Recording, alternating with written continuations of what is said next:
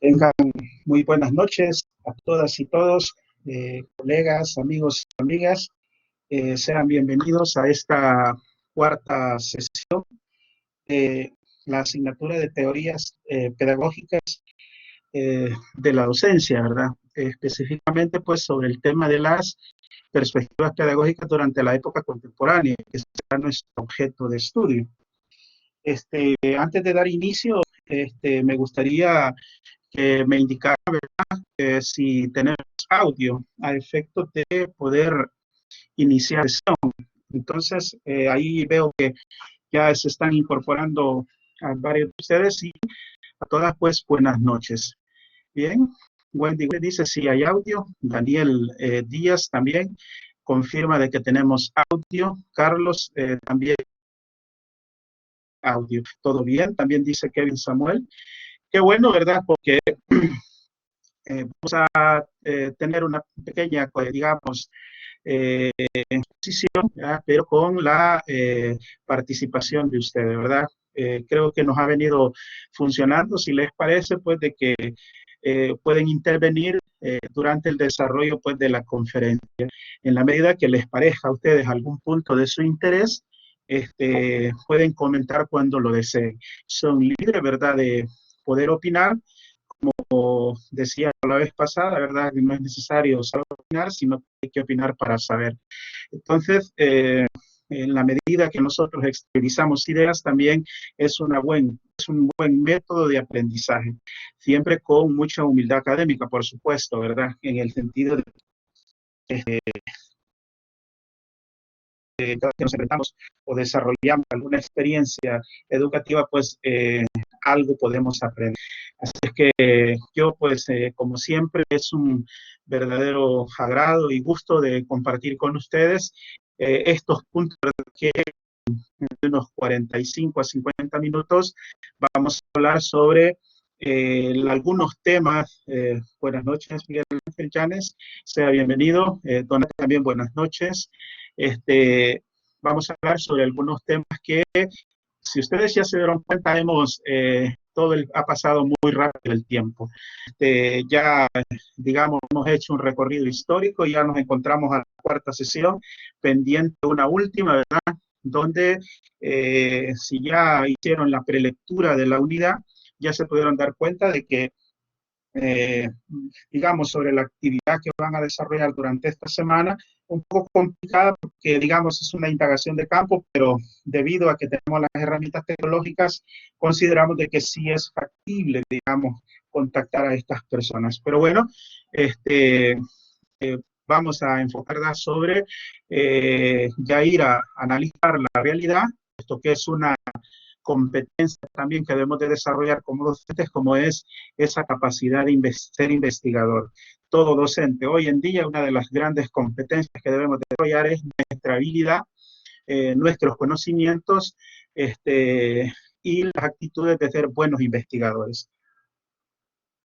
Durante esta semana van a tener un contacto con la realidad a través de docentes que están en la práctica, ya sea docentes o directores de centros educativos, pero digamos del nivel hacia abajo, no incluir a docentes universitarios, ¿verdad? Entonces, porque sobre eso, digamos, todo lleva una etapa. La siguiente unidad sí será para profesores, vamos a incluir docentes de nivel superior. Hoy por hoy vamos a digamos, algunas ideas sobre, seleccionadas, por supuesto, de las perspectivas pedagógicas durante la época contemporánea. Puede ser que se nos escapen algunos puntos importantes, pero digamos, estos son los que para digamos, un reportaje pedagógica durante la época contemporánea. Como ya lo vamos a ver, ¿verdad? Que en nuestra agenda los 5 puntos que desarrollaríamos según, digamos, el documento que ustedes tienen en su poder. También, ¿verdad? No me resta más que recordar un poco lo que hablamos la semana anterior sobre algunas teorías pedagógicas que estuvimos revisando desde, digamos, de la Edad Media, que surgieron algunas teorías pedagógicas que incluso en la Edad Media nosotros ubicamos esa pedagogía tradicional, a quien algunos teóricos se le atribuyen a Ignacio de Loyola, ¿verdad? Donde creó lo que es la teoría pedagógica o la escuela tradicional, a la cual nosotros le llamamos de manera despectiva, que cada uno de nosotros o todo profesor no le gusta que le llamen de que es tradicional, si es contemporáneo o es actualizado. Sin embargo, creo yo de que más que, buenas noches Fátima, bienvenida que obedecer a un concepto, creo yo que lo que nos define es lo que nosotros hacemos, no lo que decimos, sino lo que nosotros hacemos con nuestra práctica docente. Y creo yo de que con la actividad que desarrollaron esta semana, la semana anterior, perdón, donde ustedes redactaron una experiencia, ¿verdad? Y no de su agrado, era con ese propósito, ¿verdad? Poder identificar que esos modelos o esas teorías pedagógicas o escuelas pedagógicas no han desaparecido de nuestra práctica. Tanto la escuela tradicional como el conductismo en sus aspectos negativos, aunque soy sincero en decirlo, para algunas posturas teóricas, algunos doctrinarios, algunos pedagogos, todavía le ven algún beneficio, todavía le ven alguna ventaja al conductismo. Yo, en lo personal, en mi carácter personal, no le veo más cosas negativas que positivas al conductismo. Sí le veo digamos, una cierta aplicabilidad del modelo pedagógico conductista en el ámbito militar. Puede ser, en el ámbito militar sí, tal vez tenga una ventaja el conductismo, puesto que los militares son formados bajo el valor de obediencia, el comportamiento y la obediencia a mandos. Entonces, donde no hay tanto espacio al debate, a la discusión, al cuestionamiento de ideas o al cuestionamiento de órdenes. En cambio, nosotros en el sistema educativo creo que sí hay más espacio para el debate. Incluso uno de los puntos que vamos a desarrollar esta noche está el pensamiento problemático o la resolución de problemas como una metodología para aprender. Y para algunos incluso le atribuyen el carácter de pedagogía y otros como una didáctica. Para resulta necesario, ¿verdad? En esta materia también manejar alguna diferencia entre lo que es un paradigma pedagógico, teoría pedagógica o lo que es la didáctica, que la didáctica digamos, una disciplina que se está inmersa también o está incrustada dentro de la ciencia de la pedagogía. Se refiere a los procesos de enseñanza. Entonces, bueno, decíamos que la semana anterior habíamos revisado les repito lo que creo yo haberlo dicho al inicio, ¿verdad? Desde la primera sesión, que lo importante, lo más importante de esta asignatura es que ustedes primero conozcan las teorías pedagógicas, como estuvimos revisando, pues, el conductismo, el cognitivismo, el aprendizaje significativo, la escuela emancipadora, hay otras escuelas del amor, escuela activa, todas esas, digamos, son teorías pedagógicas. Lo importante de todo eso es que nosotros como docentes nos identifiquemos con alguna de esas teorías.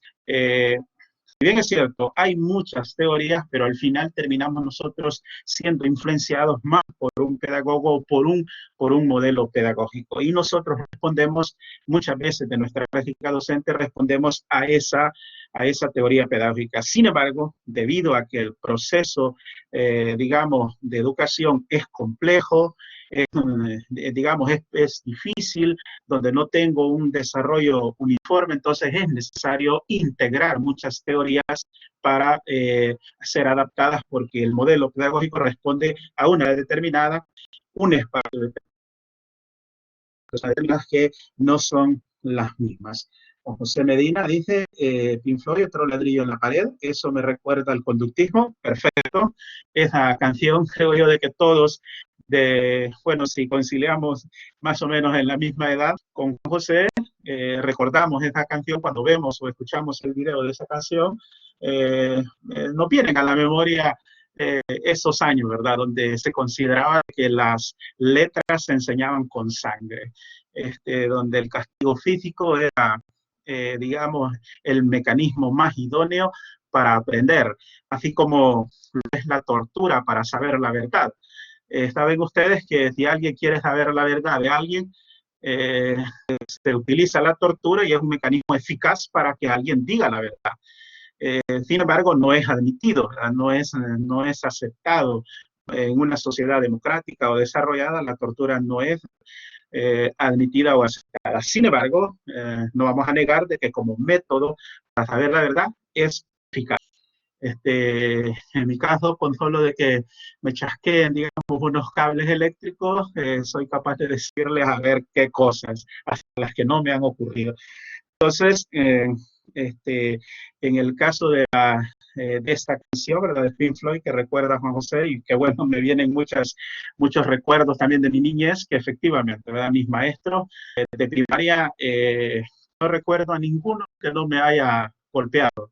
No recuerdo a ninguno que no me haya maltratado, tanto físico como verbal. Entonces esa era la época, ¿verdad? Era una mezcla entre lo tradicional y lo conductista, pero hay un espacio, ¿verdad? No lo descalificamos totalmente si no tenemos, digamos, esa propiedad cognitiva, ¿verdad? Sobre el modelo, para poder debatir. No excluirlo, ¿verdad? Así, en principio, sin antes haber conocido sus estructuras o, digamos, sus aportes que tuvo en su momento, tuvo grandes aportes a la educación, como generar buenos comportamientos o buenas conductas, donde la repetición, la memoria y la automatización de actos se le dio algún beneficio en un momento.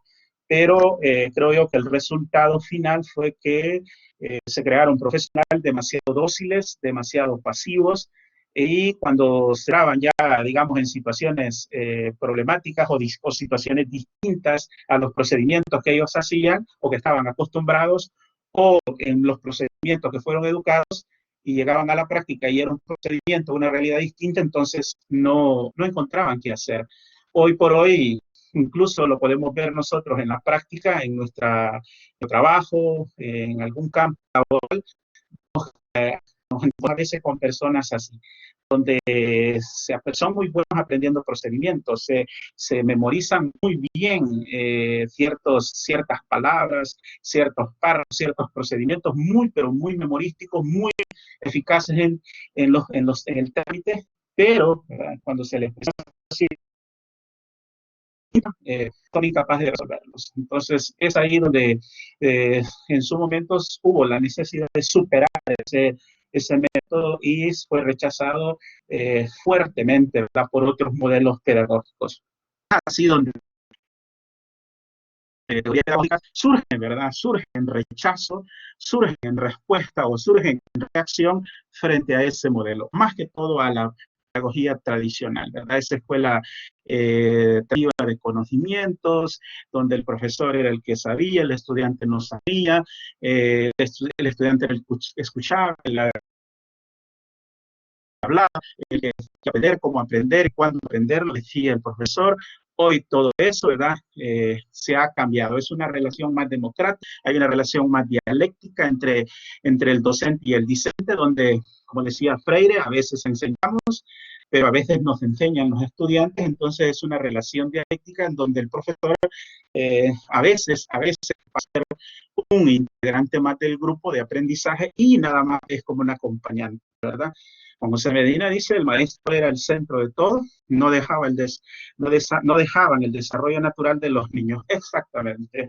Incluso hay una escuela de que, digamos, hay una teoría pedagógica que hoy por hoy no hay temas, no hay exámenes. Hay modelos y hay escuelas, hay sistemas educativos donde no hay exámenes, no hay temas, sino que el niño, ¿verdad? Va aprendiendo según su ritmo y va aprendiendo lo que le llama la atención. Entonces, y el docente nada más lo que hace es que va acompañando al niño, ¿verdad? Al estudiante, que vaya dejando sus capacidades y sus habilidades. Y eso está en las tempranas, digamos, en la temprana edad. Sin embargo, cada vez como que va avanzando a los niveles superiores hasta llegar, digamos, a la educación de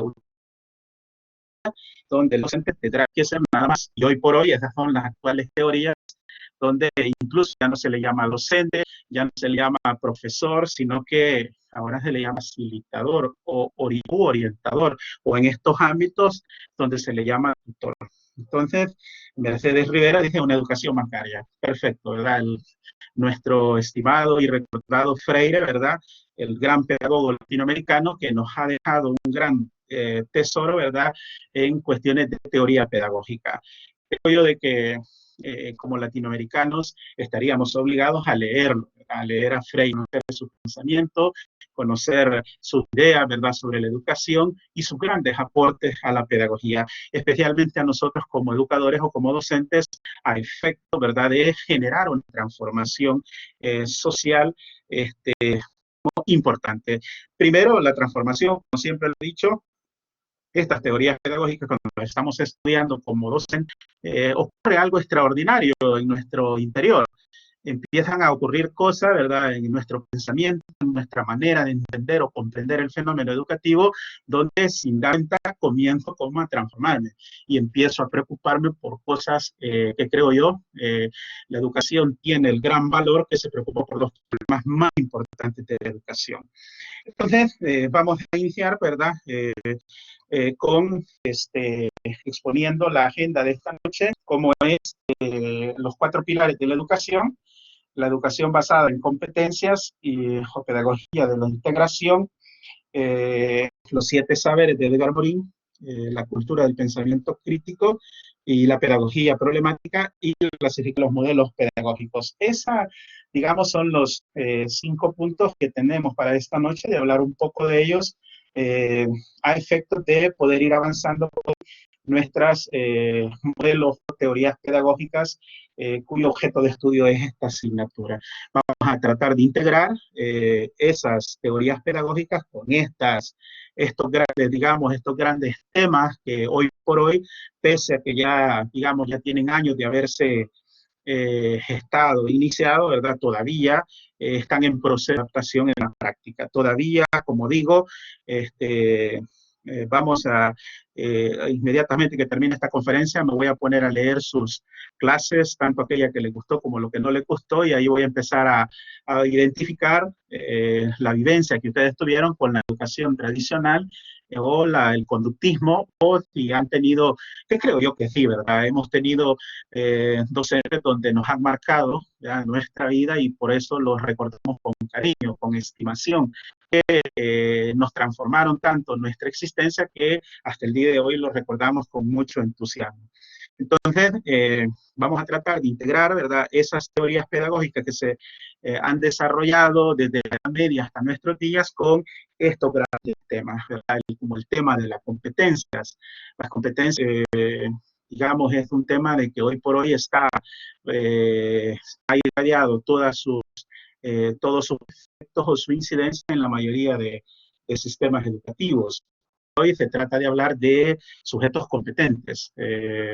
La educación, uno de los grandes propósitos es la formación de futuros ciudadanos con competencias, que sean capaces de enfrentarse al mundo con todas sus complejidades. Y es así como Jacques Delors y Edgar Morin, los todos contratados, heridos por la UNESCO, ¿verdad?, como el organismo internacional que trata sobre el asunto de la educación, que como docentes tenemos necesidad de consultar de manera periódica, de ser un hábito para nosotros de visitar la página de la UNESCO, ¿verdad?, donde ahí vamos a encontrar información actualizada sobre el quehacer educativo. Entonces, bueno, tenemos ahí nuestra agenda. Recuerde, ¿verdad?, que estos no son temas aislados, sino que hay que irlos conectando con los anteriores desde que comenzamos el estudio de la educación, todos esos conceptos que la práctica docente inicia con los sofistas, luego pasamos a la Edad Media, donde se encarga la parte escolástica, como los 2 grandes movimientos filosóficos cristianos, sobre el tema de la educación, y luego pasamos a otras grandes etapas históricas y hasta nuestro día, ¿verdad? Y nos damos cuenta de que todo el tiempo la ocupación del ser humano para generar digamos, esa formación de los futuros ciudadanos. Así nació la docencia y sigue siendo así. Por eso es los grandes aportes de los sofistas para nosotros como docentes. Ahí tenemos los modelos, ahí tenemos, digamos, el principio de la explicación del quehacer docente. ¿Cuál es el sentido que tiene el quehacer docente? De verdad, como es formar personas. Eh, Como una vez recuerdo un compañero docente que en una sesión decía de que detestaba a las personas, no le gustaban, digamos, la aglomeración de personas, ni le gustaba compartir en escenarios, digamos, donde hubiera la asistencia numerosa de sujetos. Difícil, ¿no? Difícil para un profesor porque la naturaleza del profesor es estar con personas.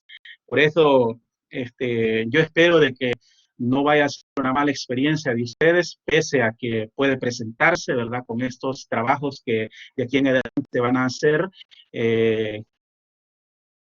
hacer uno y los últimos dos también son trabajando con otro compañera, otra espero que lo hagan con entusiasmo, no como un problema, sino como aquella capacidad que vamos a desarrollar de trabajar en equipo, porque una de las grandes competencias que hay que desarrollar en entornos virtuales es aquella habilidad, aquella capacidad de poder interactuar con otro y poder trabajar de manera colaborativa, de pasar a ser un grupo a ser un equipo. Entonces, espero pues que no les vaya a generar demasiado estrés y si ven que se están estresando por el trabajo en grupo, pues qué bueno, ¿verdad? Porque de eso se trata, de que ustedes rompan, digamos, logran hacer el quiebre, ¿verdad? De ese trabajar de manera individual y lanzarnos hacia el otro, que también tiene que ver con los 4 pilares de la educación y con los 7 saberes de Edgar Morin, que comparten, digamos, esa preocupación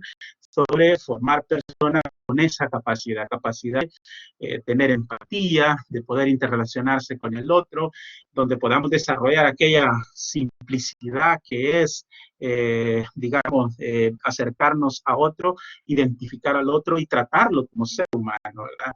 Entonces, que tiene digamos, virtudes, tiene defectos, tiene acciones, igual que nosotros. Y juntos vamos a tratar de desarrollar, digamos, un proceso de formación eficaz. Porque recuerden que la educación como tal, nosotros en la calidad de docentes, como profesionales de la educación, no somos capaces de desarrollarnos de manera aislada, sino que necesitamos del otro. Entonces, vamos a nuestra pregunta para ir adelantando. Nuestra pregunta de la presentación de esta noche es ¿por qué es importante el estudio de las perspectivas pedagógicas durante la época contemporánea? Como decíamos, digamos, este, eh, podemos ensayar alguna respuesta, ¿verdad? Podemos ensayar alguna respuesta a esta interrogante, ¿verdad? ¿Por qué es importante el estudio de estas perspectivas durante la época contemporánea? Bueno, ya mencionábamos alguna, ¿verdad? Como es, eh, digamos, lograr superar o eliminar aquellos elementos que todavía, probablemente en mi práctica docente, sin darme cuenta, todavía tengo una práctica docente tradicional o conductista, que en la creencia de que estoy generando aprendizajes en los estudiantes, lo que estoy haciendo es afectándolos o impidiéndoles tener aprendizajes autónomos. Asimismo, ustedes pueden ensayar otras posibles respuestas a esta pregunta, ¿verdad? Que es la que nos va a mover para desarrollar los siguientes temas. Entonces, comenzamos, ¿verdad? Vamos a ver los 4 pilares de la educación. Estos fueron desarrollados por, por Jacques Delors a solicitud, ¿verdad?, de la UNESCO y tanto Edgar Morin como Jacques Delors trataron de generar aquellas visualizaciones sobre el siglo XXI que se aproximaba, donde los cambios y todas las transformaciones sociales o la complejidad del mundo implicaba que la educación no tenía que prepararse, la educación, los cambios que se avecinaban. Y es así donde Jacques Delors identifica, ¿verdad?, en su forma de analizar la educación, identifica como los 4 pilares, aquellas bases sobre las cuales se debe de formar a las futuras generaciones para que puedan enfrentar con éxito las, digamos, las la complejidad del mundo, tanto niños como adultos, ¿verdad? Lo que es la pedagogía con la andragogía.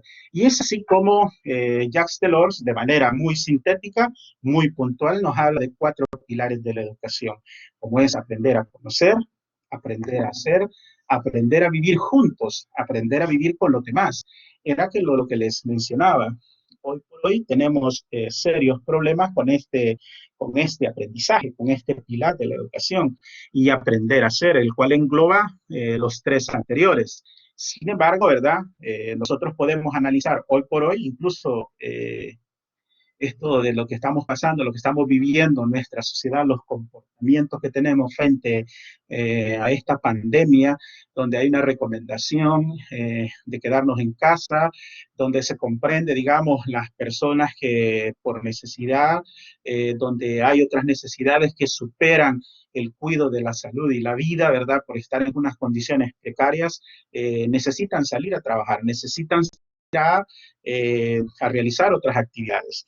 Pero reiteradamente mencionado y se ha dicho en los medios de comunicación y el propio presidente, donde las personas no son capaces de seguir direcciones o se tienen comportamientos no adecuados.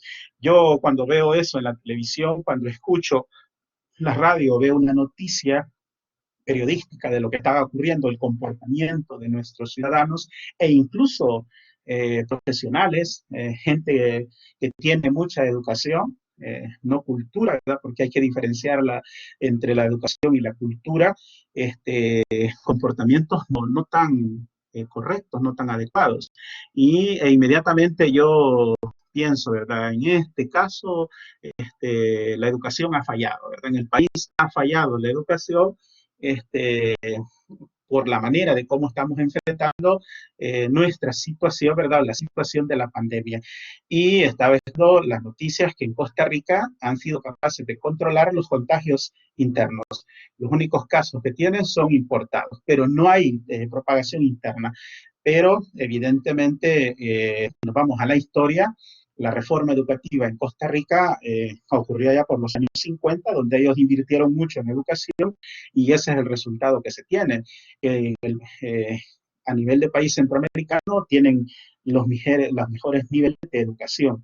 Entonces, eh, podemos ver de que estos comportamientos es el reflejo de la educación que se tiene. Entonces, al ver eso, creo yo de que ha fallado y por eso Jacques Delors en estos pilares trata de sintetizar lo que necesitamos, ¿verdad? En las escuelas, en los sistemas educativos, formar a los estudiantes. Nosotros como educadores tenemos que tener una preocupación principal, primero, con nosotros mismos sobre estos pilares de la educación, puesto que somos los encargados de formar a otras generaciones, a futuras generaciones con estos pilares de la educación. De una forma u otra, en la mayoría de sistemas educativos, desde que la UNESCO publicó el texto de Jacques Delors, la mayoría de sistemas educativos asumieron, ¿verdad?, adaptaron estos 4 pilares de la educación en sus documentos, ¿verdad?, en el currículo de los sistemas educativos y lo podemos ver reflejados en las planificaciones o en el desarrollo o en los guiones, digamos, de clases desarrollados donde se encuentran estos pilares de la educación. Pero, ¿verdad? Hay instituciones o hay docentes, que aquí viene el asunto, que habemos docentes que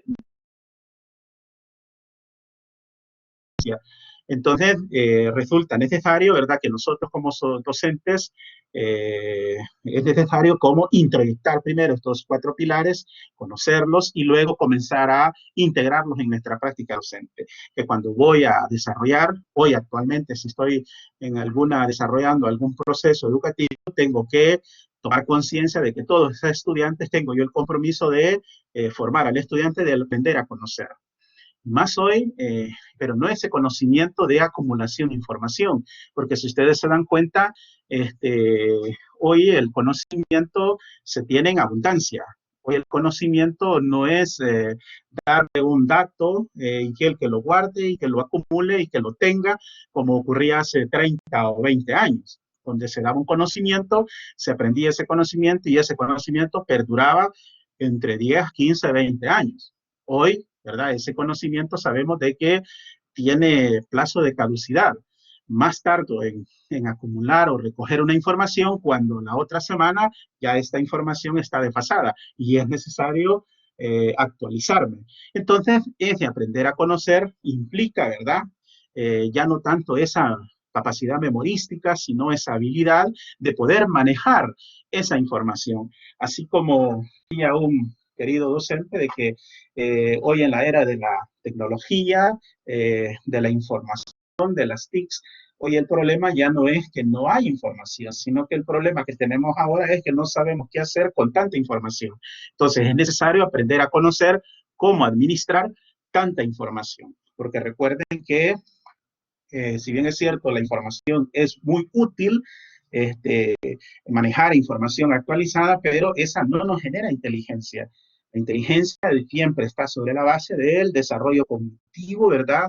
Del proceso interno que tenemos nosotros al momento de valorar situaciones, ¿verdad? Lo que es la inteligencia.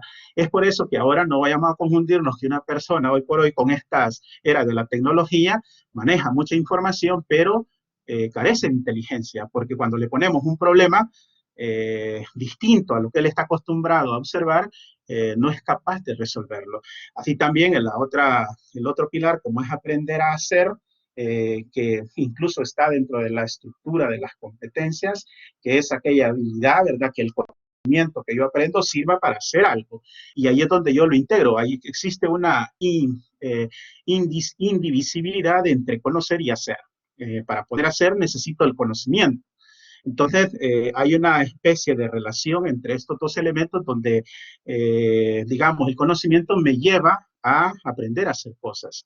Entonces, es así como esa, digamos, esa recomendación que se nos hace cuando estamos desarrollando un proceso educativo que la teoría tiene que servir para algo. No es de adorno, no es para que las personas solamente digan que leyeron tanto, saben tantas teorías, sí, si esto no tiene una aplicabilidad práctica, porque todo lo que se desarrolla, digamos, en una clase tiene que tener una utilidad y el estudiante tiene que darse cuenta que lo que estamos estudiando, yo lo pongo a leer, lo que lo va, digamos, o lo que voy orientándolo en el proceso cognitivo, en el proceso de conocimiento, ¿verdad? En el procesamiento de información, le sirva para hacer. Entonces, y luego está este de convivir, ¿verdad? Donde esa falta de capacidad de convivencia que tiene el ser humano de relacionarse con los otros. Los niveles de violencia que tenemos, la cantidad de homicidios, increíble lo que nosotros acabamos de vivir el fin de semana anterior, alrededor como de 40 o 50 asesinatos en un fin de semana, nos puede dar cuenta que no somos capaces de vivir juntos, donde no hemos aprendido a vivir con los demás, porque el ataque, quitarle la vida al otro es uno de los actos más crueles o lo que denotan una falta de convivencia. Ese sentir humano, digamos, por el otro, se expresa con el asesinato. Entonces, eso nos pone, digamos, en cuestionamiento y esto aquí, digamos, es la educación la que tiene que ver, ¿verdad? La educación es la encargada y la responsable de comenzar a generar estos cambios, porque en sociedades donde los sistemas educativos son fuertes y han desarrollado estos pilares, no se tienen estos niveles de agresividad, no se tienen estos niveles de agresión o de violación de derechos de otro, ¿verdad? Porque consideramos al otro como un ser humano que tiene derechos, tiene libertades y las cuales no se las puedo coartar. Entonces, y finalmente con el aprender a hacer, como decía, engloba lo todo, ¿verdad? El último pilar es, digamos, el que aglutina, ¿verdad? Todos los tres saberes anteriores. Entonces, porque, digamos, es donde los cuatro pilares de la educación no pueden limitarse a una etapa de la vida en un solo lugar, ¿verdad? Como veremos, es necesario replantear los tiempos y los cambios de la educación, los cuales se comprometen, ¿verdad? Y se vinculan entre sí a fin de que cada persona durante toda su vida pueda aprovechar al máximo un contexto educativo constante de enriquecimiento. Entonces, los tres anteriores generan, digamos, el hacer. En la competencia dentro de la estructura de la competencia son los valores, ¿verdad? Son aquellas actitudes que desarrolla el ser humano. Luego, ¿verdad? Tenemos lo que es la educación basada en competencias, como les decía, o guía de la integración, también así se le conoce a esta, digamos, a esta metodología o pedagogía. Algunos incluso le llegan a no reconocerle, ¿verdad? Lo que es la calidad de competencia, de pedagogía, sino que consideran de que la competencia viene siendo como un enfoque de la educación. Entonces, pero en principio, vamos a decir que las competencias vienen a ser aquellos comportamientos que se espera de los estudiantes, ¿verdad? Logren al concluir la acción educativa y expresa los conocimientos, habilidades y actitudes que desarrolla como producto de su aprendizaje. Era lo que les decía, ¿verdad? Que las competencias son las que se espera del estudiante al finalizar el proceso o acción educativa. Y esta, su estructura es que tiene competencia, está conformada por conocimientos, habilidades y actitudes. Incluso las competencias no las puedo disgregar, la competencia no la puedo disgregar porque un conocimiento me lleva a una habilidad y el conocimiento y las habilidades me lleva a unas actitudes. En tal sentido, ¿verdad?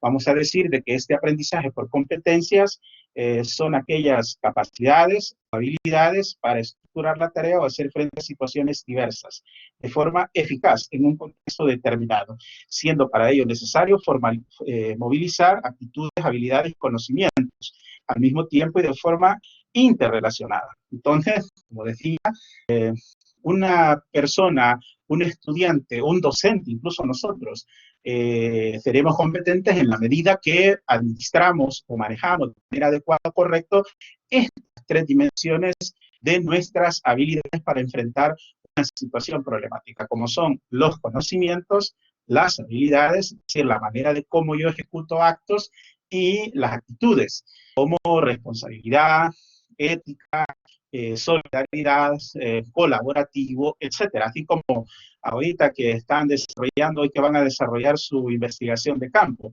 Esa actitud colaborativa que debe de tener con su compañero, esa predisposición que yo espero que ya en el foro, ya ustedes ya desde un inicio empezaron como a intercambiar información, a juntos, ¿verdad? Su informe, el ensayo que van a presentar.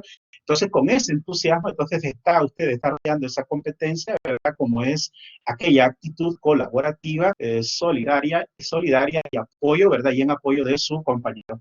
Sin embargo, hay personas que el ponerlos a trabajar con otras personas sienten como una carga. Entonces, tomemos en cuenta de que es necesario desarrollar esta habilidad. Puede ser que no estemos acostumbrados, puede ser de que no sintamos como una carga o digamos, nos estresa el hecho de estar trabajando con otra persona. Espera de que lo tomen como un aprendizaje que es necesario desarrollar, porque el trabajo hoy por hoy en los puestos de trabajo, imagínense ustedes que en un puesto de trabajo, digamos, aplica una persona donde excelentes atestados, licenciaturas, doctorados, diplomados, presenta todas sus honores que, digamos, obtuvo sus títulos, etcétera. Su falta de capacidad de trabajar en equipo. Entonces, hoy por hoy, así como los japoneses, el éxito de los japoneses, que hoy, digamos, uno de los elementos para contratar a un trabajador para las grandes empresas, no es tanto de que él sea de manera individual, sino que lo que buscan es esa habilidad de poder trabajar en equipo, donde tratar ponerse de acuerdo con esta persona es muy fácil. Sin embargo, vamos a encontrar personas donde es totalmente difícil, ¿verdad? Lograr acuerdos, digamos, plantear ideas conjuntas, llevar proyectos en beneficio para los dos. Entonces, esas personas no tienen esa capacidad, no tienen esa capacidad de trabajar en equipo. Hoy por hoy, ese es un elemento que las empresas lo están tomando muy en cuenta al momento de contratar una persona. sujeto es capaz incluso de desestabilizar todo un grupo, ¿verdad? Cuando esta persona no es capaz de trabajar en equipo. Entonces, yo les insto, ¿verdad? Los invito a que probablemente no estemos acostumbrados, nos cuesta, digamos, comunicarnos con el otro, pero yo les invito a que hagamos el esfuerzo por cambiar, digamos, porque también la tenemos que llevar a nuestros estudiantes. A nuestros estudiantes tenemos que orientarlos a que trabajen en equipos, no dejar que en un aula, digamos, sean los mismos estudiantes que hacen los mismos equipos. Es necesario, ¿verdad?, digamos, de romper esos grupos y hacerlo, ¿verdad?, de que sean capaces de interrelacionarse con otro compañero, donde mostrarles, a veces desligarlos o quitarles la carga de una calificación, sino que se evalúa nada más la capacidad de trabajar en equipo de manera colaborativa. Entonces, volviendo nuevamente a la pedagogía, ¿verdad? O la educación basada en competencias, hoy la mayoría de centros fundamentan su currículo, unos más que otros, por supuesto, donde le ponen gran interés en la formación de sus estudiantes basados en competencias. E incluso sus modelos pedagógicos integran, ¿verdad?, dentro de su currículo las teorías pedagógicas basadas en competencias. Entonces, incluso no sus planificaciones o la formulación de los objetivos educativos no es bajo objetivos, sino en base a competencias. Estructura incluso de la redacción de un objetivo pedagógico es muy distinto a la redacción de una competencia. Entonces, pero también hay que decirlo, ¿verdad?, donde hay unas posturas, digamos, pedagógicas donde rechazan. Yo recuerdo cuando empezó esto de la competencia, tenía mucha oposición en razón de que se asociaba más al mercado, a generar profesionales para ser empleados, porque incluso la palabra competencia viene del comercio, ¿verdad? Donde la competencia, de que esto era una herencia, ¿verdad? Una exigencia de parte de los del mercado, quería sujetos que fueran competentes, pero para la producción. Sin embargo, poco a poco el tema de la competencia ha venido cambiando, ¿verdad? Ha venido como, digamos, variando sus contenidos y hoy por hoy digamos, ha tenido mayor incidencia porque se ha visto la necesidad de que la formación de los futuros profesionales es necesario de que sean competentes, porque llegamos a, ya sea trabajando en una empresa o trabajando de manera autónoma, que también puede ocurrir, es necesario formar esas habilidades, esos conocimientos y esas actitudes para enfrentar los problemas, que sea capaz de resolver un problema en un contexto determinado. Esa es, digamos, creo yo que ese es el gran valor que tiene el aprendizaje basado en competencias, donde es necesario tener esa orientación, que nuestro propósito es que los futuros o las personas que estamos formando desde cualquier nivel sean capaces de realizar ciertas acciones, porque si no, ¿verdad? Será una educación sin orientación, o probablemente sea mecánica, volvamos a la educación tradicional, memorística, repetitiva, automatizada, que no le genera, digamos, esos beneficios a la formación de las personas. Entonces, los indicadores de las competencias, digamos, ¿cómo se identifican esas competencias? Bueno, ahí ustedes tienen su texto como un verbo, un objetivo, una finalidad y una condición vital. Entonces, con lo que les decía, ¿verdad? La manera de redactar una competencia es muy diferente a la formulación de objetivos, porque si un modelo curricular, digamos, una currícula está basada en competencias, sus propósitos no van a ser redactados como objetivos, sino que tendrá que responder a la estructura de las competencias.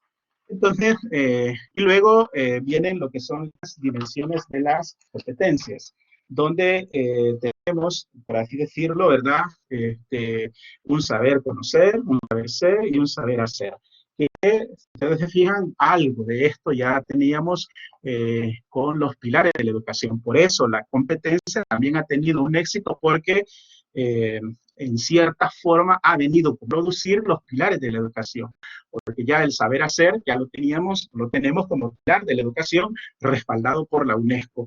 También el saber ser, en cierta forma, también lo tenemos en el cuarto pilar de la educación que aglutina todos los anteriores, y el saber hacer. Entonces vemos que las competencias en cierta forma es una continuidad o es una asimilación de los pilares de la educación, ¿verdad? Lo que es la competencia. Entonces, reitero, ¿verdad? El aprendizaje por competencias, hoy por hoy, ha tenido una gran influencia, ha tenido un gran desarrollo. En nuestro caso, creo que aquí en Latinoamérica, uno de los países que lo han desarrollado, pero en su máxima expresión, son los colombianos. Los colombianos tienen, incluso dentro de Colombia hay escuelas o corrientes pedagógicas, hay pedagogos, ¿verdad? Donde tienen sus propias líneas, ¿verdad? Las líneas pedagógicas desde el punto de vista de la competencia, donde su ideal es formar sujetos inteligentes, sujetos capaces de desarrollar tal cosa, de ser colaborativos, etcétera, ¿verdad?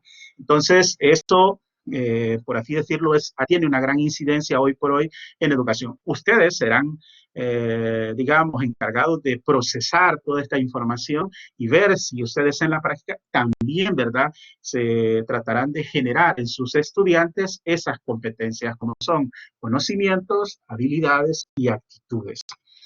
Entonces, luego vamos a ver otro de los temas importantes, centrales, un poco filosóficos, por así decirlo, pero creo yo de que deben de estar integrados en el currículo, en los documentos curriculares de toda institución educativa. Y si no, como docentes, poder integrarlos en nuestra práctica docente. En el desarrollo de nuestra didáctica en clase, tiene que llevar como propósitos no solamente los pilares de la educación, sino también estos 7 saberes desarrollados por Edgar Morin. Enfrentar, ¿verdad? La única forma de cómo podemos preparar al ser humano para enfrentar todas las vicisitudes o la complejidad del siglo XXI es el desarrollo de digamos, estos saberes, ¿verdad? Como son las cegueras del conocimiento, el error y la ilusión, los principios de un conocimiento pertinente, enseñar la condición humana, enseñar la identidad terrenal, es decir, que pertenecemos a un mundo, digamos, a la tierra, como seres existentes, enfrentar las incertidumbres, como lo que estamos pasando ahorita, en estos momentos, la incertidumbre, ¿qué va a pasar con la humanidad? No solamente con nosotros como salvadoreños, sino qué va a pasar en el mundo con la humanidad, con la pandemia, que es una pandemia que ha venido a transformar la vida de todos. Digamos, esa incertidumbre que no sabemos qué va a pasar el día de mañana. Entonces, la educación debe de ser capaz de formar a estudiantes, a formar a seres humanos que sean capaces de enfrentarse ante esas incertidumbres. De enfrentar estas realidades o esta problemática de la mejor manera. Hay que prepararnos porque no va a ser la única situación que vamos a vivir como especie humana. Según los científicos, se avecinan muchas más pandemias. Hay cientos y cientos de virus en el mundo animal salvaje que de un momento a otro pueden saltar a la especie humana. Entonces, tendremos que enfrentar estas incertidumbres provocadas por las pandemias, las guerras, las crisis económicas, la violencia, etcétera, ¿verdad? Entonces, el ser humano tiene que desarrollar esa capacidad. Entonces, y el instrumento para poderlo formar y poder enfrentar esto es la educación. No existe otra manera. Entonces, la responsabilidad te la damos a nosotros como docentes, como educadores. Enseñar la comprensión, tanto que necesitamos, la tolerancia al otro, la aceptación del otro tal cual como es, así como, por ejemplo, la intolerancia a personas con orientación sexual distinta, la intolerancia a la fe religiosa distinta a la mía, desarrollar, ¿verdad?, esa capacidad de poder tolerar y poder convivir con el otro. Cuando vivimos en un mundo de intolerancia, como estas noticias lamentables que a veces escuchamos, donde una persona le quita la vida a otra por un parqueo, o le quita la vida al otro porque se pasó de la fila en el supermercado. Hay sujetos que se lían a golpes y quedan liados porque la basura, el viento se la llevó y no amarró bien la bolsa de basura. Entonces, vivimos en un mundo donde la intolerancia llega a su máxima expresión. Incluso esta cantidad de homicidios hacia mujeres, la falta de tolerancia o la falta de la convivencia, ¿verdad?, entre hombres y mujeres, donde porque una persona le respondió de una manera u otra, o no le hizo caso en nimiedades, el hombre ya viene con aquella agresividad al grado de quitarle la vida o ocasionarle una lesión gravísima por cosas que no tienen sentido. Entonces, estas son las grandes preguntas que se hace la educación. La ética del ser humano, ¿verdad? Es como los grandes puntos que coloca Edgar Morin en el escenario educativo y nos lo coloca nosotros como docentes. Entonces tenemos como educadores los 4 pilares de la educación y estos 7 saberes de Edgar Morin a disponer de nosotros como educadores para poder integrarlos en nuestra práctica docente. Pero siempre considerado de que para generar estas transformaciones, primero, ¿verdad? Primero tienen que generar un eco en nosotros. Estos 4 pilares, estos 7 saberes, primero tenemos que introyectarlos nosotros como educadores, porque no puedo yo ser capaz de orientar al otro si yo tampoco no he experimentado esto, ¿verdad? Como decía con mucho respeto un docente, cuando un docente está educando a otro para cierta profesión, cuando tal vez este docente no ha tenido experiencia laboral en lo que está enseñando. Creo yo que es necesario nosotros como docentes, si estamos enseñando una disciplina, busquemos la manera de especializarnos nosotros en el área, porque si no, no vamos a ser capaces de poder orientar al estudiante. Es necesario, ¿verdad?, tener altos conocimientos especializados en la materia que nosotros impartimos, pero adicionalmente, a diferencia de otro profesional, es que nosotros nos con las competencias pedagógicas para poder generar esos aprendizajes. Pero recuerden, ¿verdad?, que en cualquier estado en el que nos encontremos, tratemos, ¿verdad?, en la medida de lo posible de especializarnos. Donde tenemos que ser muy especialistas en el área que nosotros desarrollamos, ¿verdad? Entonces, y además, estos 7 saberes conllevan a tener un aprendizaje más holístico, ¿verdad? Tener un aprendizaje cada vez más multidisciplinario, porque no es suficiente saber solamente un dato. Les mencionaba el éxito de las empresas japonesas. Otro de los requisitos que también identifican para el buen desarrollo de empresas japonesas es que los profesionales a los cuales ellos contratan buscan que tengan muchos saberes, sepan muchas cosas, no a profundidad, pero que sí tengan un bagaje mucho más multidisciplinario que aquel solamente tiene una especialidad. Entonces es necesario, así como se exige ahora a los docentes, ¿verdad? Saber pedagogía, saber didáctica, ser investigadores, ser pedagogos e incluso a veces conocer cuestiones de proyección social o esto mismo en preparación especializada que están teniendo ustedes en entornos virtuales. Hoy por hoy nos damos cuenta de que ya esto de conocer el manejo de las herramientas tecnológicas en los procesos educativos ya se vuelve una necesidad imprescindible para la formación docente. Aquellas instituciones educativas que cuentan con docentes sin las competencias en entornos virtuales tienen problemas de funcionamiento, pero tienen un docente que además especialista, sabe de pedagogía y maneja los entornos virtuales, entonces la institución educativa no tiene problemas para el desarrollo, digamos, el desarrollo normal de sus actividades. Lo que se están enfrentando hoy por hoy, así como está nuestro sistema educativo nacional, que no encuentra rumbos, ¿verdad? No encuentra ni cómo va a terminar el año escolar, producto de eso, porque incluso este grupo de sujetos que son los millennials, yo lo que veo es que los niños están enseñando a los docentes cómo utilizar las herramientas tecnológicas. A veces me ocurre a mí con los estudiantes que estamos desarrollando actualmente clases virtuales, mucho he aprendido de los estudiantes en orientación sobre herramientas lógicas. Y así, ¿verdad? Nosotros como sociedad adulta tenemos que tener esa humildad de que es esta generación la que nos va a enseñar, va a ver eso, lo que decía Freire, ¿verdad? Donde hay una interrelación, una relación dialéctica donde por ratos enseño, pero por ratos soy enseñado. Por eso es importante en cualquier escenario profesional a este nivel, es importante mantener una humildad académica. No se olviden de eso, porque esa es la que nos permite aprender. El día que yo considere que no necesito del otro, o que no puedo aprender del otro, error, ¿verdad? Error porque eso ya impide de que yo pueda conocer. Bueno, vamos a avanzar porque ya casi vamos llegando a la hora. Luego viene la cultura del pensamiento crítico o pedagogía mata. Lo que decía, ¿verdad? Era que digamos, es un modelo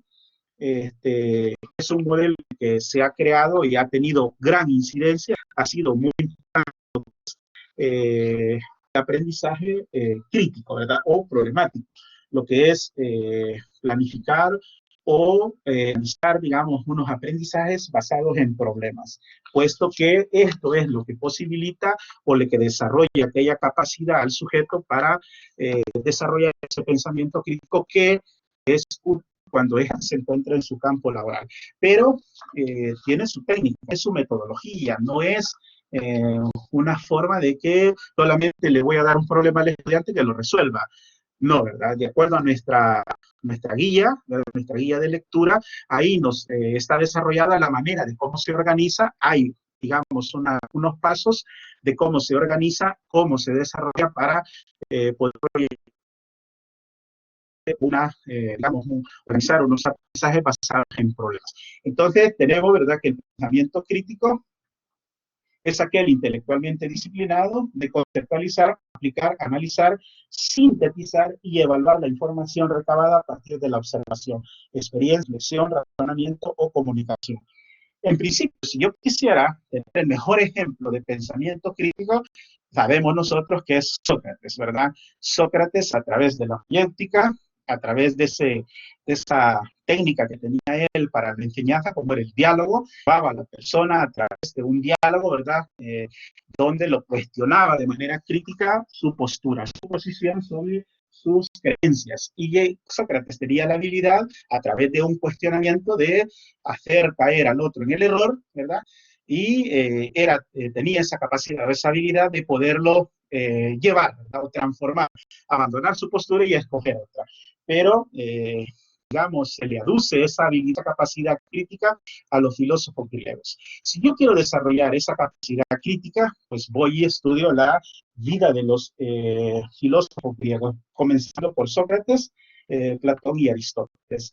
Es así que el pensamiento crítico tiene como finalidad generar en los estudiantes un juicio reflexivo para un núcleo de desarrollo de habilidades, las cuales se presentan, digamos, en la tabla que ustedes tienen ahí a disposición, como es la interpretación, el análisis, la evaluación, la inferencia y la explicación.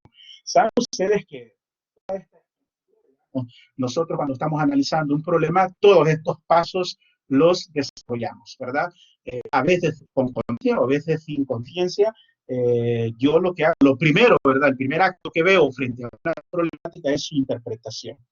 Luego, ¿verdad? Una vez que lo interpreto, le doy significado al problema, lo dimensiono el problema, paso a su análisis, que es la identificación, ¿verdad? Y las relaciones internas o la inferencia, digamos, interna de qué problema. Luego lo evalúo y luego hago la inferencia, que la inferencia es un concepto de lógica donde nos permite, ¿verdad?, pasar de unas premisas a una conclusión. Y finalmente existe lo que es la explicación y concluyo con digamos, la autorregulación. Esta explicación también yo la he estudiado también como argumentación, aquella capacidad que desarrollamos nosotros para poder argumentar sobre un punto determinado. Entonces, digamos que el pensamiento o la pedagogía problemática tiene, digamos, esa finalidad o ese propósito de desarrollar en el estudiante todas esas actividades. Y ahí, ¿verdad? Vemos nosotros que para que alguien tenga un pensamiento crítico, debe desarrollar las siguientes, digamos, los siguientes pasos o las siguientes propiedades sobre el problema, como es la racionalidad, la autoconciencia, la honestidad, mente abierta, disciplina y juicio. La racionalidad que tiene que ver con el uso de la razón, y la razón es producto de la evidencia, no por mitos ni creencias. El juicio, ¿verdad? En el sentido de que reconoce el mérito de las premisas, la disciplina, digamos, la mente abierta, que evalúa los diversos puntos de vista, acepta nuevas alternativas. Un pensamiento crítico no es aquel que se casa, ¿verdad?, con una idea, sino que es capaz, como, así como nos explicaba Thomas Kuhn, el cambio de paradigmas, ser capaces de cambiar de paradigma cuando tengo una idea, pero si digamos, con quien estoy debatiendo, con el que estoy dialogando, me presenta una mejor idea, yo debo de ser capaz de abandonar mi idea y aceptar la del otro, ¿verdad? Como la alternativa mejor. Esto nos lleva también a la honestidad, que es el reconocimiento de impulsos emocionales, motivos egoístas, propósitos tendenciosos, etcétera. Y la autoconciencia, ¿verdad? Que todo esto nos lleva a, por así decirlo, el pensamiento crítico. Este contiene, ¿verdad?, toda metodología basada en aprendizaje basado en problemas, tiene las siguientes, digamos, variables, como son la relevancia, la cobertura y la complejidad. Cuando vaya a formular digamos, bajo esta pedagogía con estudiantes, debo de contener estos elementos.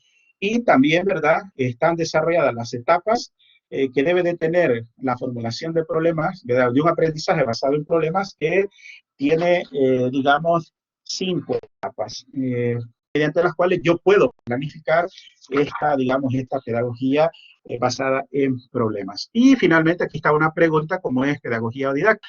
Recordemos que la didáctica es una disciplina que está inserta en la pedagogía, y la didáctica tiene que ver con aquellos procedimientos mediante los cuales se produce la enseñabilidad en el aula. Entonces, no vamos a confundir lo que es la pedagogía, la ciencia, ¿verdad?, de la educación, con la didáctica, que son aquellos instrumentos, aquellas herramientas, aquellas disciplinas dentro de la pedagogía. Y finalmente, que creo que ya el tiempo nos ha avanzado, está en la clasificación de los modelos pedagógicos. Esto es importante, que tiene que ver con su tarea de esta semana, ¿verdad? Y es necesario, digamos, conceptualizar lo que es un modelo pedagógico, cuál es la estructura de este modelo, es decir, cuáles son las partes que debe de contener el modelo pedagógico. Como, en primer lugar, sería el tipo de ser humano que se pretende formar. Eso está enunciado, está anunciado, reflejado en el modelo pedagógico. Es decir, que el modelo pedagógico es un documento, ¿verdad? Es un documento curricular que pertenece a la institución educativa. Toda educación educativa responde su quehacer docente, ¿verdad?, que gira en torno a un modelo. Porque si una institución educativa no cuenta con un modelo, sus procesos educativos son por pura intuición. O, aún teniendo un modelo, se hace cosa distinta en las aulas. Los profesores hacen las autoridades también pues tienen los modelos educativos nada más como para cumplir un requisito frente al Ministerio de Educación, y la verdad que no, ¿verdad? Los modelos, como decía anteriormente, la doctrina tiene que servir para algo, y los modelos tienen que ejecutarse. Tenemos que ser honestos en el sentido de que nuestro compromiso con el acto educativo puede reflejar un propósito, y estos están reflejados en el modelo. Y es así donde ese modelo debe de contener el tipo de hombre que se quiere formar, cuáles son las estrategias que voy a utilizar para formar ese ser humano, a través de qué contenidos voy a desarrollar ese tipo de ser humano, ese perfil al cual aspiro, y a qué ritmo, porque no todas las personas aprenden de igual manera. Y luego, ¿quién dirige el proceso? ¿Quién es el que va a dirigir el proceso de aprendizaje? ¿El estudiante, el docente, las autoridades? ¿Quién es el que lo va a decidir? Eso es importante que esté anunciado en el modelo. Y es así donde vamos a manejar uno de tantas clasificaciones de modelos. Hay muchas, pero yo les he presentado aquí una, como es el de Rafael Flores Uchoa. Él clasifica los modelos pedagógicos en tradicional, conductista, romántico, desarrollista y socialista. Una de sus actividades para esta semana en el ensayo es hablar un poco de esto con los docentes que ustedes van a entrevistar. Entonces, recordemos que los modelos es como aquel proyecto, es como cuando compro una televisión, compro una computadora, un aparato electrónico, abro la caja y viene un manual de funcionamiento, un manual de instalación. Algo parecido es como los modelos pedagógicos. Llego a un centro educativo, lo primero, si somos docentes que conocemos un poco de los procesos educativos, creo que lo primero que tenemos que preguntar a la institución educativa es: deme el modelo, présteme el modelo educativo, porque ese es el instrumento, la herramienta mediante las cuales la institución educativa, ahí está el hombre que quiere formar, qué estrategia va a usar, qué contenido va a desarrollar, a qué ritmo lo van a hacer. Eso está determinado en el modelo y esperamos que los docentes se adhieran a esos modelos, pero no son modelos acabados, sino que siempre están en constante actualización o cambio. No son camisa de fuerza, sino que son más modelos, ¿verdad? Son orientaciones, pero que en cierta forma orientan el proceso educativo. Y bueno, finalmente de hablar la tarea para esta semana, donde es un foro, ¿verdad? Que es colaborativo. Nuevamente vuelvo y reitero, ¿verdad? Que lo que se debe desarrollar es ese pilar de la educación, ¿verdad? O ese saber de Edgar Morin, como es la convivencia con los otros. Desarrollar aquella capacidad de pasar. Aquí ahorita lo único que hemos hecho es conformar grupos y esperamos que ustedes, ¿verdad? En este trabajo colaborativo logren cómo desarrollar esa habilidad de trabajar en equipo. Vean ustedes que también esa habilidad la tenemos que desarrollar con nuestros estudiantes, porque después tenemos que enseñarles cómo, ¿verdad? Cómo ellos también tienen que aprender a trabajar en equipo. Entonces, las tareas, ¿verdad? Vamos a ver de que aquí dice de que después de haber dado lectura contenido de esta unidad, deberá contactar a dos docentes o dos directores del sistema educativo nacional para ser entrevistados. Consultándoles sobre lo siguiente, y están las preguntas. Le van a hacer esas preguntas, las van a transcribir y las van a agregar como anexos a su ensayo. Después de haber grabado, ¿verdad?, las entrevistas, transcribirlas, analice la información y con esta, en un documento de Word, elabore un ensayo. Ojo, ¿verdad? La transcripción de las entrevistas no es el ensayo, sino que el contenido de las entrevistas es que le va a servir a usted como insumo para construir su ensayo. Yo recomiendo de que hagan una pequeña búsqueda, ¿verdad?, rápida en la web sobre lo que es el ensayo como género literario. Si bien es cierto, ¿verdad?, digamos, en el estricto sentido, el ensayo responde a digamos, unos requisitos distintos como, bueno, la verdad es que los ensayos ni requisito tienen, porque es una redacción libre de su autor. Sin embargo, como estamos en un proceso académico, es necesario como verificar y acompañarlos un ensayo. Le hemos colocado aquí unos requisitos, ¿verdad? Unos requisitos de presentación del ensayo. Entonces, donde deben cumplir todos estos elementos, traten de adecuarse, digamos, a estos requisitos, en base a ellos, digamos, son calificados. Bueno, una vez que hemos transcrito, ¿verdad?, elaboramos un ensayo donde a partir de los hallazgos propongan la forma de cómo mejorar las falencias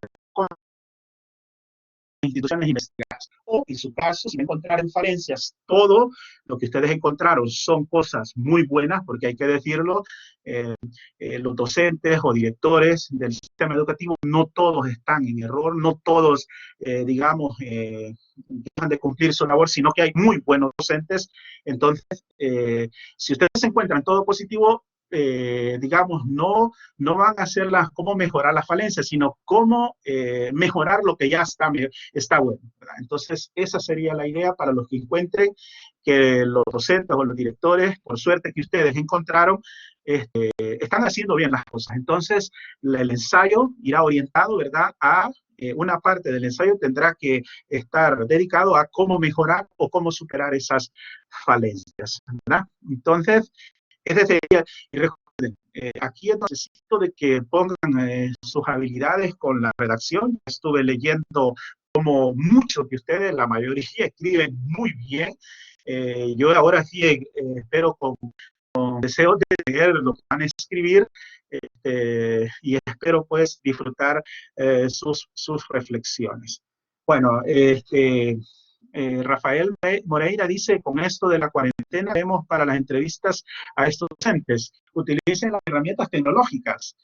Nos viene bien estos entornos virtuales, ¿verdad? Puede ser una videollamada, puede ser por correo electrónico, puede ser audio, ¿verdad? Lo pueden grabar y luego ustedes lo transcriben, este, para registrar la información. Recuerden que esa información es muy valiosa para ustedes. Digamos, la esencia del contenido de su ensayo está en las respuestas que le den estos docentes. En la medida de que profundicen más ellos en las respuestas, mejores le van a dar. Casi prácticamente le han resuelto su ensayo, porque toda la información sobre su ensayo se la va a dar el mismo entrevistado. Entonces, esa sería la manera. Catherine dice acerca de la tarea, así como está la situación de la cuarentena, no es muy factible realizar esa actividad esta semana. Lo mejor sería dejar otra actividad o, bueno, dejar a opción de quien pueda hacerlo o no. Hemos analizado, Catherine, y creemos de que sí es factible. Por eso solamente se ha dejado de entrevista de 2 personas, ¿verdad? Ya sea 2 docentes o 2 directores. Se ha dejado esa opción, ¿verdad? Bien puede ser un docente o dos directores. Ya se tuvo la primera experiencia y sí fue posible hacerlo, sí fue factible realizarla a través de las herramientas tecnológicas. Joana Maya dice, ¿pueden ser docentes de parvularia? Claro que sí. Claro que sí pueden ser docentes de parvularia, hasta la educación media, ¿verdad? Pueden ser cualquier nivel educativo, porque recuerden de que lo que estamos tratando de ver son los pilares de la educación, los 7 saberes y las competencias, y creo yo que está presente en todo el proceso educativo. Mercedes de Ángeles dice cuántas palabras deberán tener el ensayo. Es libre el ensayo, es libre. Mercedes de Los Ángeles, es libre, esa cualidad tienen los ensayos que, digamos, no tienen, por supuesto, no van a ser tesis, ¿verdad? No van a ser unas grandes cantidades, porque los ensayos, también otra de las cualidades que son breves. Como son reflexiones personales, su redacción es muy breve, es muy puntual y es muy libre al momento de usted reflexionar. Por eso es que no se trata de cortar y pegar, sino que son reflexiones propias. Esto no quita, ¿verdad?, que ustedes también se puedan apoyar sus afirmaciones en una fuente bibliográfica. Y yo también recomendaría, para que vayan acostumbrándose, ¿verdad?, a ejercitar, hacer trabajos o textos académicos que si pueden, ¿verdad?, utilicen pie de páginas a través de las reglas APA para que vayan ustedes ya ejercitando para su futuro trabajo de investigación. Es más, recomiendo o aconsejo, ¿verdad?, pero muy sinceramente, de que vayan pensando en su trabajo de investigación. No esperen avanzar demasiado para comenzar a pensar en su trabajo de grado. Y aquí en estas materias podrán encontrar un tema de interés de ustedes que les pueda ser útiles para resolver un problema en educación. Entonces, veamos, Donatila dice, cuando dice inicio del ensayo se refiere a la introducción. Correcto, Donatila, es eso, ¿verdad? Inicio o ensayo lo vamos a equiparar como introducción, es como un esbozo, ¿verdad?, inicial sobre su ensayo, donde anuncia el contenido, ¿verdad?, de lo que va usted a reflexionar en el contenido de su ensayo. Traten de cumplir los requisitos señalados en el documento, ¿verdad? Eso sí, porque recuerden de que sobre ellos que vamos a hacer, no vayan a tratar de irse por otro lado, sino que traten de cumplir lo requerido en el documento. Wendy dice, puede ser un docente y un director. Sería lo ideal, Wendy, sería lo ideal, un docente y un director, para que tengan la perspectiva distinta, ¿verdad?, sobre los pilares, sobre digamos, sobre la propuesta pedagógica de la institución, para tener esa doble visión, ¿verdad? Sería lo ideal. Juan José dice, ¿serán 2 docentes por estudiante o 2 en forma colaborativa? Serían 2 por estudiante, para que cada uno, porque recuerden que los aprendizajes, digamos, el trabajo es colaborativo, pero los aprendizajes son individuales. Entonces, será 2 docentes por cada estudiante. En síntesis, el trabajo tendría que tener 4 entrevistas, ¿verdad? Porque como son 2 estudiantes los que conforman el equipo de trabajo. Joana Jonathan, perdón, Amaya dice, pero pueden ser dos docentes. Sí, también pueden ser dos docentes. Esa libertad, en razón de las condiciones de cuarentena que tenemos, no hemos ido a ser tan rigurosos con ellos. Las fotografías también son opcionales. Como no pueden acercarse a los docentes, solamente pueden ustedes agregar como anexo que le da, digamos, le da un atractivo a su ensayo, poner al final como anexo alguna fotografía del centro escolar o persona que le da como algunas que le hicieron al control de lectura, me parece a mí bien, porque son creativos, que eso es lo que hay que alimentar, la creatividad, estas ideas distintas que podamos tener sobre algo, se presentaron de manera distinta los controles de lectura, y eso me viene bien porque son personas que están así, ¿verdad? La mente como que es muy creativo al momento de presentar documentos. Daniel Díaz dice, en nuestro equipo somos 3 estudiantes los que conformamos, entonces serían 6. Que reitero, ¿verdad? Los aprendizajes, el trabajo es colaborativo, pero el aprendizaje es individual. Y creo yo que el contacto que van a tener ustedes con la realidad es ahí donde está el aprendizaje. Es ahí donde está, digamos, ustedes van a tener una mayor ventaja porque los 3 van a tener acceso a 6 entrevistas. Entonces, ustedes van a tener una mayor riqueza de insumos para construir su ensayo. Recuerden de marcar, ¿verdad? O de colocar ahí en el foro muy bien dejar su nombre de quiénes son los que participan y utilicen mucho el foro. Sé que ustedes tal vez puede ser más fácil a través de WhatsApp o un correo electrónico, pero no se olvide dejar evidencia en el foro, porque esa es la evidencia que nos pone en cuenta para calificar el colaborativo como uno de los criterios de evaluación. Digamos, Catherine dice, la bibliografía en este caso sería opcional. Digamos, si es como requisito, sí tiene que ser obligatorio. Vamos aquí, dice, el ensayo deberá contener una portada, un título, los objetivos generales, específicas, reflexiones finales, bibliografía y anexos. Sí, es obligatorio, Catherine. Sí es obligatoria porque es un requisito de que está en la plantilla. Jennifer Guerrero dice solamente una idea, si hay algún estudiante que no pueda contactar 2 docentes, no tenga problemas en la evaluación.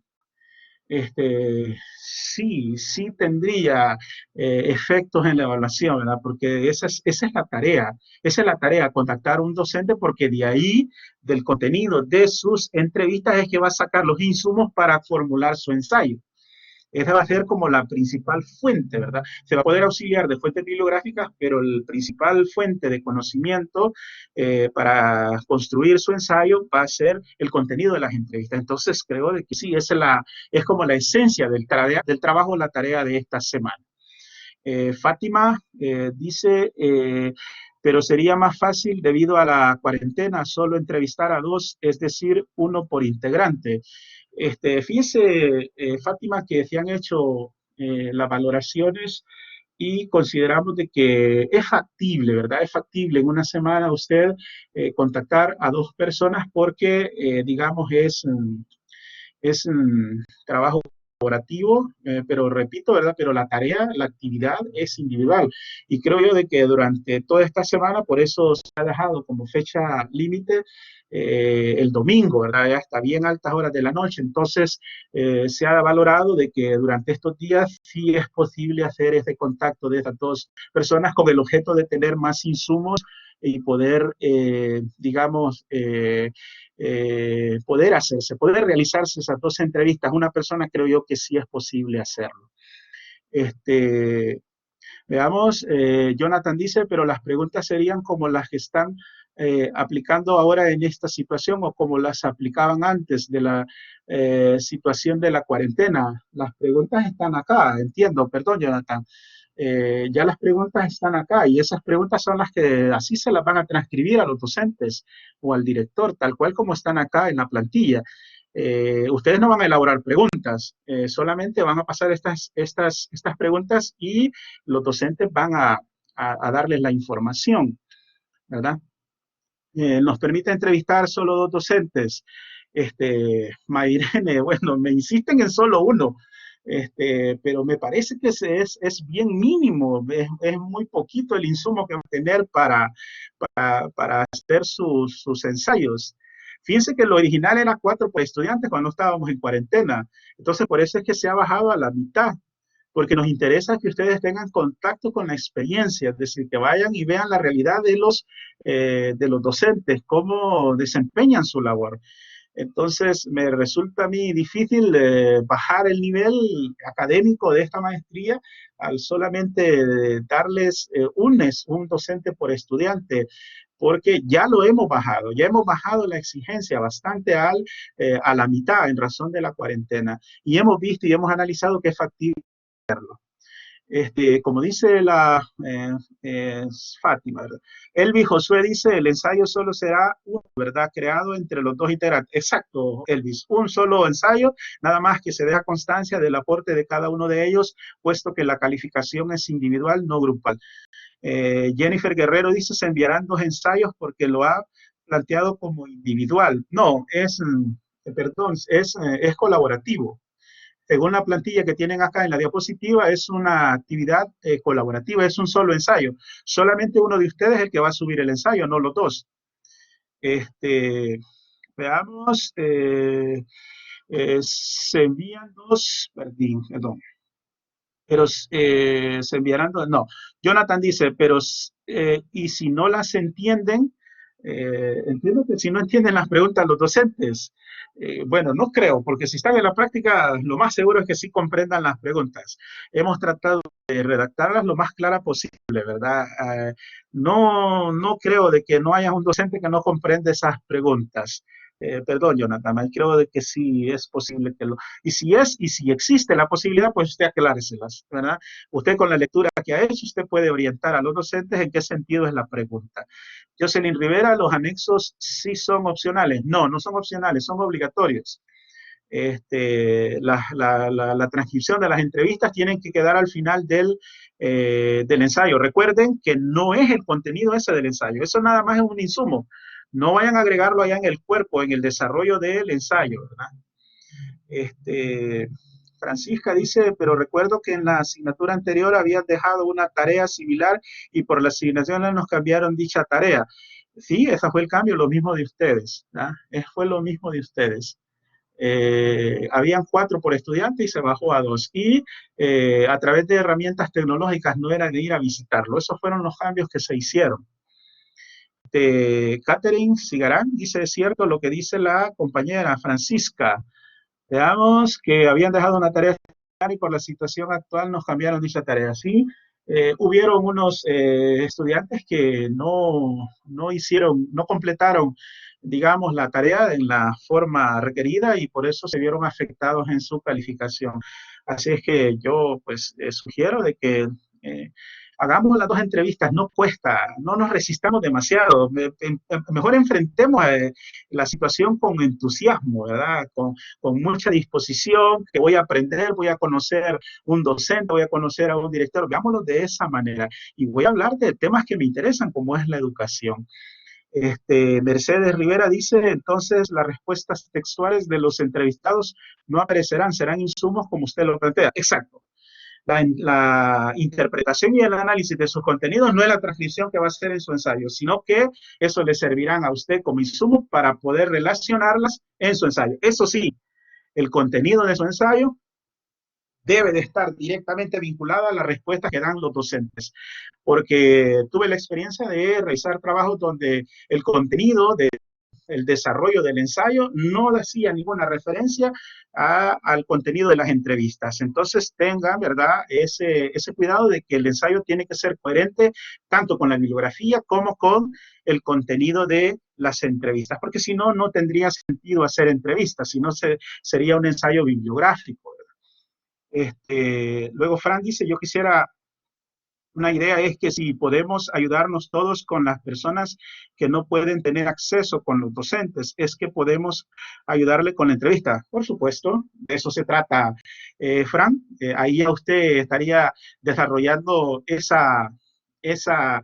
aprendizaje, ese saber del siglo XXI, que es ayudar al otro de manera colaborativa, entender al otro en una situación difícil. Si yo veo de que mi compañero está en una situación difícil, pues yo con mucho gusto lo apoyo.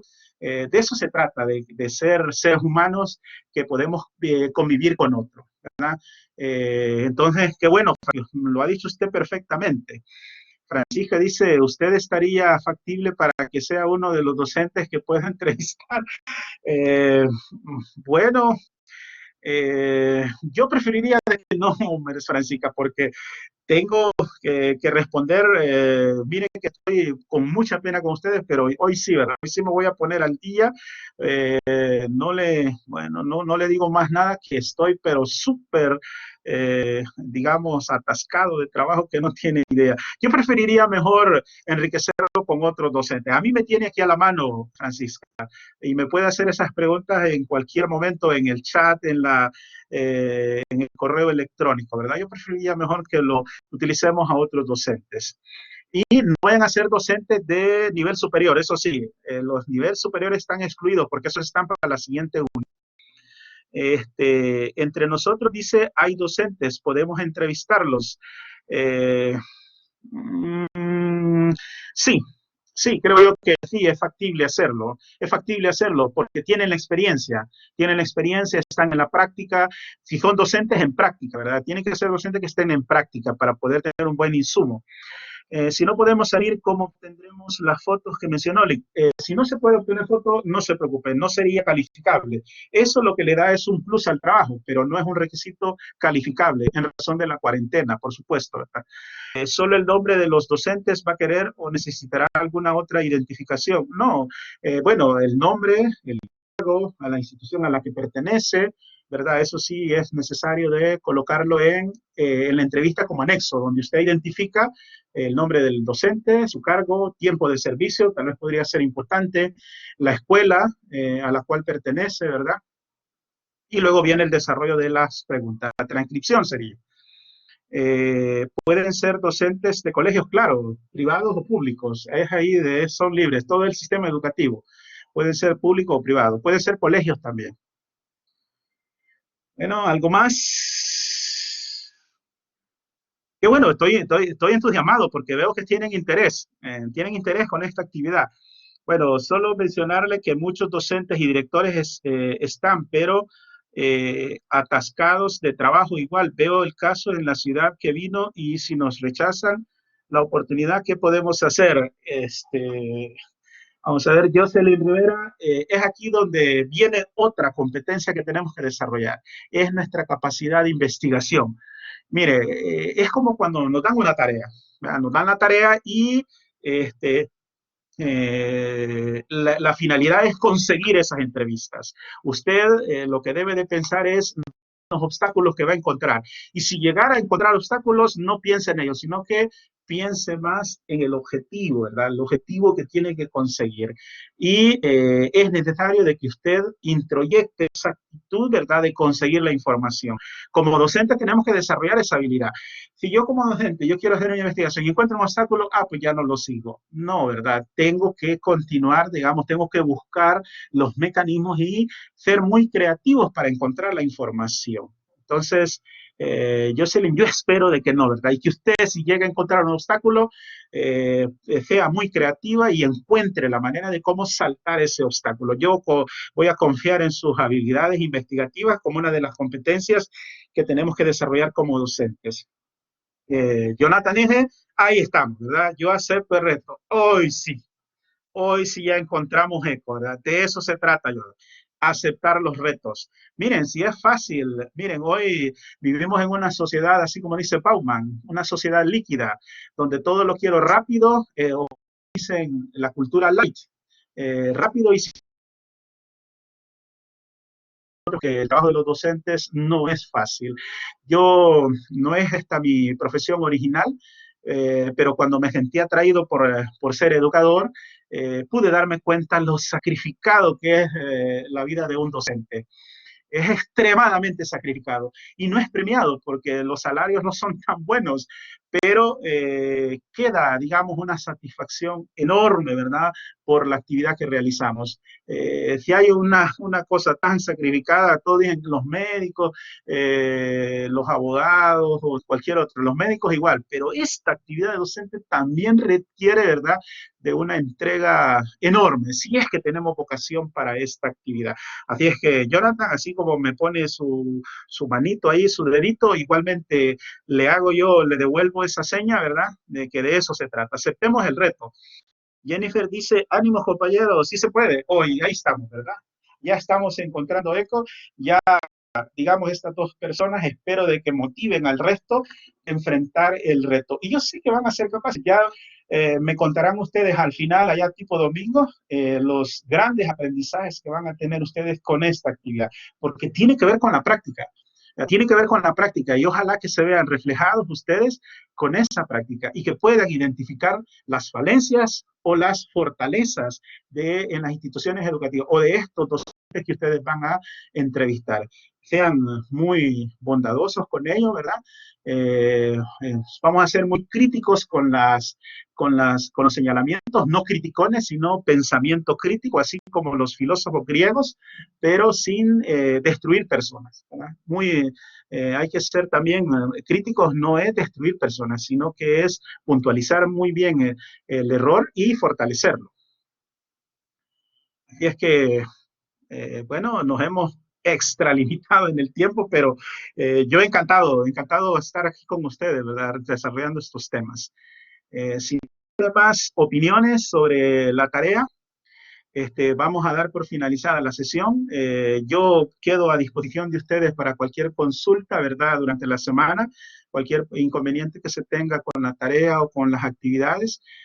Siempre quedo a disposición y espero pues que sea de mucho provecho esta actividad y principalmente que logren, ¿verdad?, estos retos. El gran reto será lograr trabajar en equipo, ¿verdad?, lograr integrarse con su compañero. Vean esto como una oportunidad de conocer a su compañero, de interactuar con ellos, ¿verdad? Y buenas noches, Links. Si hay consultas, le preguntaremos por privado. Correcto, estoy a disposición para esas consultas. Entonces, amigas, amigos, profesionales, yo nuevamente pues me despido de ustedes con gratitud de asistir a escucharme para tratar estos temas.